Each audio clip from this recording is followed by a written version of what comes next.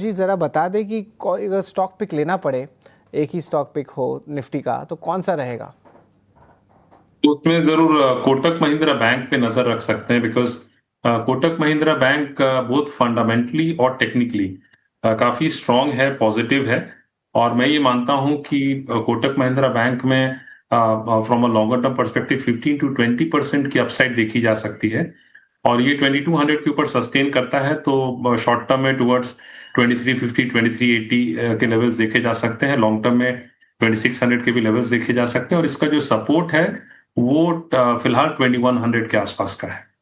Nifty players में सबसे ज्यादा तेजी आज एशियन पेंट्स के स्टॉक में भी बढ़िया एक्शन देखने को मिला। आज ही नहीं, इनफैक्ट सीसीआई के रेडार पर राजेश जी एशियन पेंट्स का स्टॉक आया जरूर था, उसके बाद एक डेंट, लेकिन तब भी 18 आवर स्वदेश ने बताया था कि ये डेंट जो है जल्द से जल्द रिवर्स हो जाएगा। एक्सपर्ट्स भी तब आप ही की तरह जब हमारे साथ जुड़े थे उन्होंने भी इसके संकेत दिए थे, और तब से लेकर अब तक हम देख रहे हैं ये जो कह सकते हैं मोनोपोली एशियन पेंट्स की एक तरह से अब भी बरकरार है। आज के सत्र में 2% की तेजी, पिछले 5 सेशंस के चार्ट्स भी देखेंगे, मोमेंटम ही है, उस एक डिप को अगर छोड़ दीजिएगा। आपकी राय एशियन पेंट्स पर क्या है? तो देखिए, सेक्टर लीडर तो है, और मार्केट शेयर के नज़रिए से भी देखें तो सबसे हाईएस्ट मार्केट शेयर अपने सेगमेंट में, अपने क्षेत्र में एशियन पेंट का ही है। और एशियन पेंट में जरूर हमने एक बड़ा करेक्शन देखा पिछले दिनों में।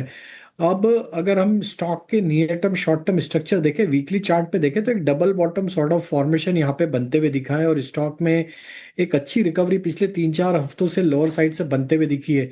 स्टॉक में अगर हम देखें तो ये एक अपने प्रीवियस स्विंग हाई को पेनिट्रेट करते हुए दिख रहा है। 2500 के लेवल अगर इसमें क्रॉस होते हैं तो यहाँ पे कहीं ना कहीं एक ट्रेंड रिवर्सल के साइन एक ओवरसोल्ड ट्रेजेक्टरी से बिल्कुल आते हुए दिख रहे हैं। तो हमें लगता है जिनके पास ट्रेड है, जिन्होंने बाय किया हुआ है, बने रहें।